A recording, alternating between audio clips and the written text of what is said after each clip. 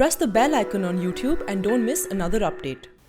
I'm with Davood Moradian, the president of the Afghanistan Institute of Strategic Studies, Gautam Mukhopadhaya, India's former ambassador to Afghanistan. We are going to discuss the badlands of Afghanistan, Pakistan. I'm Jyoti Malhotra, and this is The Last Word. To you, Mr. Moradian, first. What is the situation? We know that things are, what we hear in Delhi is that things are not so good in Afghanistan, that 70% of your territory has been taken over by the Taliban. You yourself don't like the idea that the Americans are talking to the Taliban. So what's going on? I think there are two realities. One reality that has been projected by the media, and that reality, unfortunately, has been, during the last 10 years, has been negative. And another reality is the reality on the grounds. Okay. To begin with, it is absolutely inaccurate to say that the Taliban take control of 70%. So if it's not 70%, how much is it? First of all, is the percentage we can discuss is important, but the most important is that to what extent the popularity of the Taliban. Okay. As a political movement, the most important thing is that how much Taliban enjoy the goodwill of the Afghan people. And we have data, statistics for that. Each year, the Asia Foundation conducts a nationwide survey, okay, which asks a question about different aspects of Afghan life. And one is that the view of the ordinary Afghans about the Taliban. And 2/3 of Afghans have a negative view of the Taliban.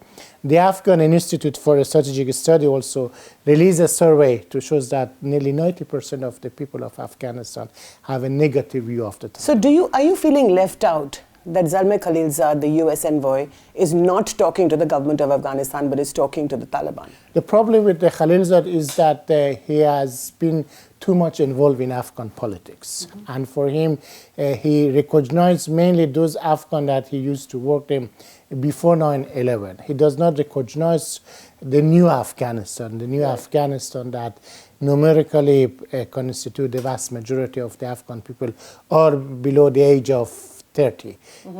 And now they have been connected with the world, and they say no to Taliban. So it's not a good idea, do you think, that these conversations are going on? Because they seem pretty much, they are happening, and they seem pretty much inevitable.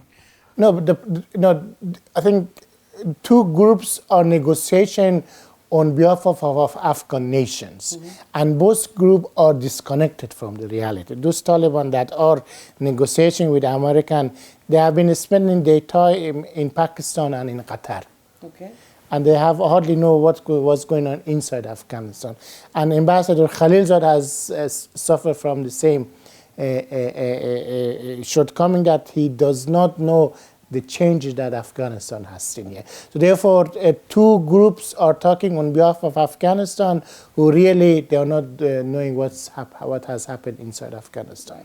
Ambassador Mukhopadhaya, may I turn to you? You've been in Afghanistan as ambassador from 2010 to 13, but I remember when you reopened India's embassy after the Taliban were thrown out by the Americans in 2001. Now, what is your take, what is Delhi's take on this ongoing dialogue between Zalmay Khalilzad and the Taliban? Does it seem inevitable? It seems to me, but does it seem to you inevitable that this conversation is ongoing and that there will be a solution and then the Taliban will come back to Afghanistan? I think the Americans and the media that follows the Americans to a certain extent has conveyed an image, an impression of inevitability, and certainly they have the power to be able to convey that.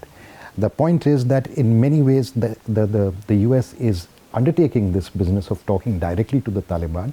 Of course, they say that they will eventually insist on bringing the Afghan government into the talks. Right. But they will do that once they've already reached agreement on their principal areas of security, number one, which already in many ways undermines. You might say that, nothing is agreed until everything is agreed, but it already undermines the Afghan government, which at this point, for all its flaws, constitutionally does represent the Afghan people. And it is the Afghan government's responsibility to really bring together Afghan public opinion and political opinion on this. But I would say that, there is a narrative that has been created, And there is also a counter-narrative. And the counter-narrative is, in fact, the kind of the statements that you just heard from Dawood, which is an Afghan counter-narrative, and which is a counter-narrative that we also need to hear, because we should not be making up our mind on a one-sided narrative. No, fair enough. But Davood, what Ambassador Mukhopadhaya is talking, this counter-narrative that he's talking about, the fact remains that on the ground, Zalmay Khalilzad is speaking to the Taliban, and the Afghan government, Ashraf Ghani's government, your government, is completely marginalized. You're not anywhere in those talks. What do you do about that? I think that we need to confront that narrative and that decision that has been made against the interests of the United States. And against the interests of? Afghanistan, and for that matter, the United States. Now, my understanding of the American system is that the Ambassador Khalilzad has given a certain space to play, to maneuver. But if he cross the red line, I think he will be stopped. There's a lot of anxiety in the United States. Khalilzad's type of personality, often he does more than his mandates. Okay. But now American system has to support his diplomats. Therefore, we saw the reaction to Afghan national initiatives. But behind that reaction, there are a lot of anxiety, uneasiness among Americans about the speed and the direction of Ambassador Khalilzad. Therefore, I don't think Khalilzad represents the entirety of the U.S. establishment or U.S. thinking. I think the thing is this, that look, we started off with a kind of process which was going to be a much more military-based, trying to get the Taliban to the table to negotiate, and not time-based but condition-based. What we have suddenly done is completely change the policy, and we are rushing to a kind of negotiated settlement, or in fact a negotiated withdrawal or negotiated disengagement, with a completely artificial time. But you have to understand that the Americans have, after all, been there for 18 years. How much longer? Exactly. They've paid in blood and in money, isn't it? Fair enough. And the Indians can't sort of sit back and say that let the Americans do all the dirty work. I'll come to the Indian part later. Sure. So the point is that they paid for it in blood and money, not for Afghanistan's welfare, but for their own security. No, I mean, and that was the reason why they came there. The Americans were yes, absolutely. Yeah, that was the after reason the why they 9/11 attacks, they came, but they did destroy the Taliban. And the second thing is, really, are we actually going to get a peace out of this process? I think the fact that people use the word peace and peace talks and negotiated peace does not mean that what is going to be an outcome and product of this process of so-called direct talks is going to be peace. In fact, what we are likely to end up is a much more unstable, much more insecure situation. There is no guarantee that Taliban will accept power sharing. There's no guarantee that that power sharing will work, that it will not break down. There's no guarantee that once again you may not have a situation like the intra-Mujahideen fighting of the early 90s.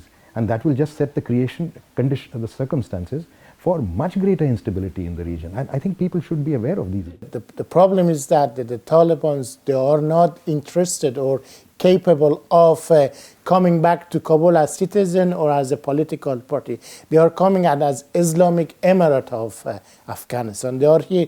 They are coming back to replace the current constitutional order with their Islamist order. Yes. Therefore, and that. But you are the Islamic Republic of Afghanistan. But there is a fundamental difference between Islamic Republic of Afghanistan and Islamic Emirate of Afghanistan. Okay. And unfortunately, many commentators, particularly Westerners, they cannot recognize the difference. So what is the difference? Tell us. The difference is very simple, that in a republic, you have to run for the office. Okay. Run to become president. President. Mr. Stanigza, if he wants to stand for office. Mr. Haybatullah. Mr. Haybatullah in Islamic Emirate is Amir al-Mu'mineen. He's the Khalifa. He's the Amir of, the commander of all faithful. And another issue that, again, is not fully recognized as is a setting precedent. That if Taliban return to power victoriously,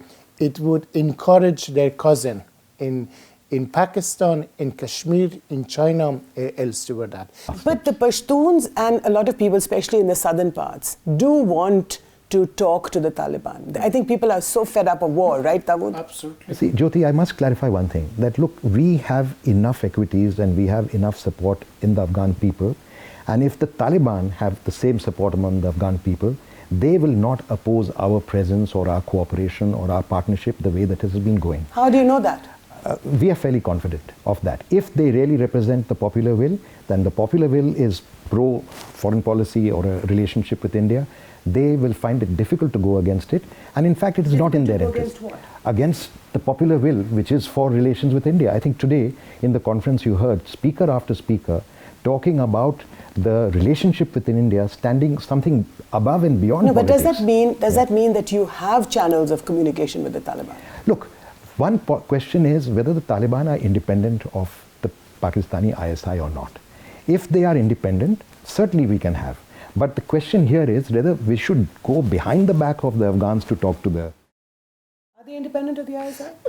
I test that their independence. First of all, They are independent? No, that is, I'll give you an example is that I can see that there's a temptations in Delhi and here is that it becomes like a fashion that, oh, that has an iPhone 10, I should have one here now. So that I can see that temptation in Delhi that well, since everyone talking with the Taliban, we should also... You don't want to be left out. I think that's the point. But sometimes- Because during the 1990s, after Najibullah was hanged in this abominable way, and the Taliban came to power, India was completely marginalized. No, of course, at some point you have to choose to be left out, particularly a rising power such as India. You are not in a business of bandwagoning.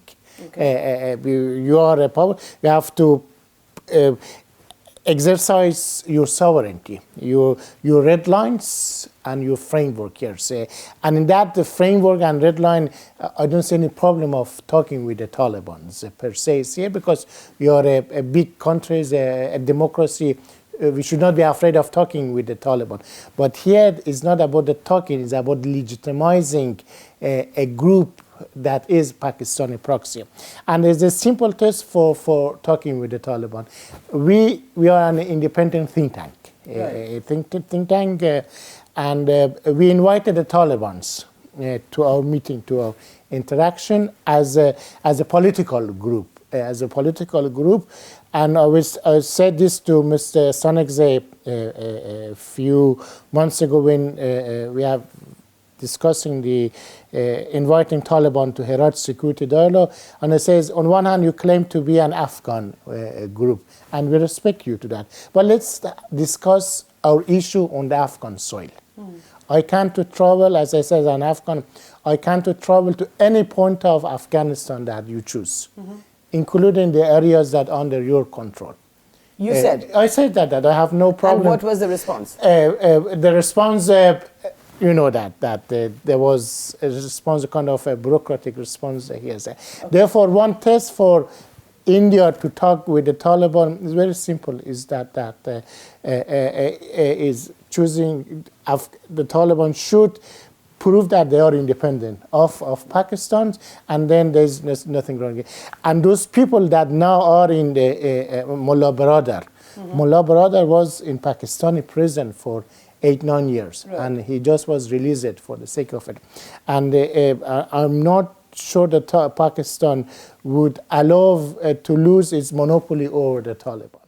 So Pakistan has a monopoly over the talks between Zalmay Khalilzad and the Taliban? Absolutely. There is, even on the communication that Taliban issues is vetted by an ISI officers. So tell me, Davood, do you think India should do more in Afghanistan? Absolutely. And one thing is that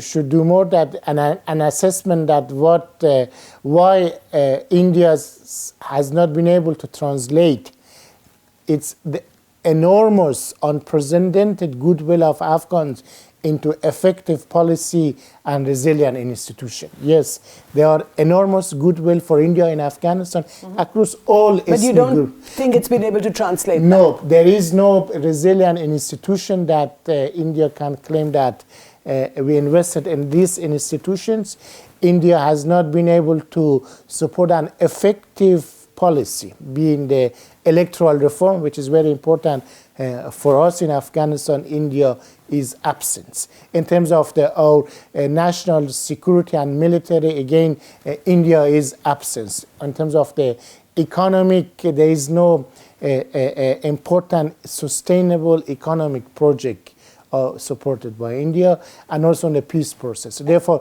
a lot of goodwill, but little effective policy, and almost non-resilient institutions that are associated with India. That's interesting, Gautam, isn't it? And the fact that Davood Moradian is sitting right next to you and saying that India is absent in all these places, and yet talking about this goodwill. How do you look at that? I would qualify that. I would say that, look, India had a very limited space in 2001 after Bonn. Right. And in fact, there was a lot of international sensitivity, UN sensitivity, even US sensitivity, mainly on the out of sensitivity to Pakistan, about how much to let India in. So I think India has very carefully built up, at least at a non-controversial level, through its development projects, through its education, through its health and other infrastructure projects and so on, electricity, roads and so on. Yes. It has managed to create now a kind of a goodwill across the country.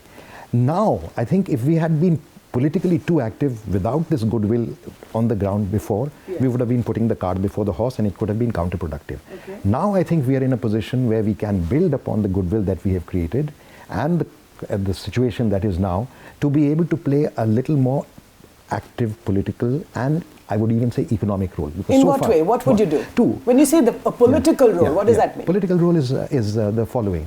Definitely not political interference, definitely not taking sides, definitely not political tutelage, guidance of the sort that some other countries have been known to do. But where the Afghans need a little help in terms of, call it good offices or just electoral reform, for example. Electoral reform. Or just the very fact that, we are today accepted by all Afghan communities. We are not seen as being on one side or the other. Right. And I think the kind of role that we can play in keeping the Afghan constituencies, the Afghan constituents, more or less together, and let's say at least even help in evolving, help them, not impose our agenda, in help them evolving a national position. So that is being a little more active politically. I think this is something that we could do. But can I also argue that that India was afraid after you burnt your fingers in Sri Lanka, for example, when the IPKF was there, and that was not a very happy experience. Why are we jumping to military interventions? So that's my question. Do you think that you should give more military help to the Afghans? Davood? Again, what Gautam says, and I'm sure he reflects the policy, indirectly India gave veto powers to Pakistan, Washington, to determine its course of action in Afghanistan. We shouldn't do this one because it might provoke Pakistan. We shouldn't do that because it might not be liked by Washington. Therefore, in a way, again, my interpretation that India did not have in its entirety Kabul-Delhi policy. India did not have? Directly India-Afghanistan independent policy. Okay. To a large extent, India's policy was influenced by Pakistan's sensitivity and Americans. But that's natural, isn't it? You don't want to play into anybody's hands, for example, and that could have made the situation worse for you in Afghanistan. But again, the most important thing is that the Afghan people, and that goodwill has been historical. No, I wouldn't agree that we were afraid to do more. I think we actually crafted an intelligent policy based on what we could do easily and actually build up our constituency. And the fact that we have done it is the proof of the pudding. Now, there are, But I think what Davood is arguing is that India was a little too cautious, and that you did give a veto to the Pakistanis or the Americans. I think that is a legitimate argument. I think we can discuss that. But I would just say that there is a great space, and I think, Jyoti, you know this very well, between a kind of hands-off approach and a military intervention. Yeah, no, not intervention. We're not talking about military intervention. There is a much greater role that we can play economically. There's a much greater role that we can play politically in a benign way, and not at all in a way that is comparable to other countries. And I think we are now in a position, actually you could say that we were in a position a few years back, to play a somewhat more active role in this area. And you may be right, and I think Davood is right, that there we have been a little hesitant of being able to play a more active role, and perhaps what will make us play a more active role is once again a critical situation. But we have a strategic partnership between India and Afghanistan. Would you like India to give you more military help? First of all, Afghanistan is a sovereign nation. Yes. And it is having an independent foreign policy, as we all know, is a pillar of its independence. Yes. Therefore, to have any kind of relationship with India, or for that matter for India, is not the business of the third country. That the fact that we allow Americans or Pakistani sensitivity to determine or to influence of policy, it is that we have we doubt about our independence and sovereignty. So I guess, therefore, and for that, India has been apologetic in getting engaged military, so as if supporting our militarily is something bad. I'm the nice boy. We just do developmental stuff, and we are not the bad boy. We don't do the military. So you do want the Indians to do much more. I cannot speak for some inside knowledge that he may have about the Americans influencing us or not, but I know that there have been practical limitations to the extent that we can equip or arm the Afghan National Army. Okay. But I don't think on the whole the Afghan National, and there have been problems with the list that they have given us, right. and there are many sort of technical and ground level problems. But I don't think there is disappointment in the Afghan National Army about our willingness and about our ability to help. Okay. And as I say, we are doing as what we can.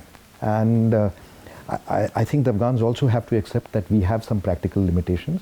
And that goes including onto things like intellectual property rights on the repairs of equipment. Yeah. There are issues even at that level. Okay, I'm afraid we'll have to leave it there. You've been witness to this really fascinating discussion between Davood Moradian of Afghanistan and Ambassador Gautam Mukhopadhaya of India.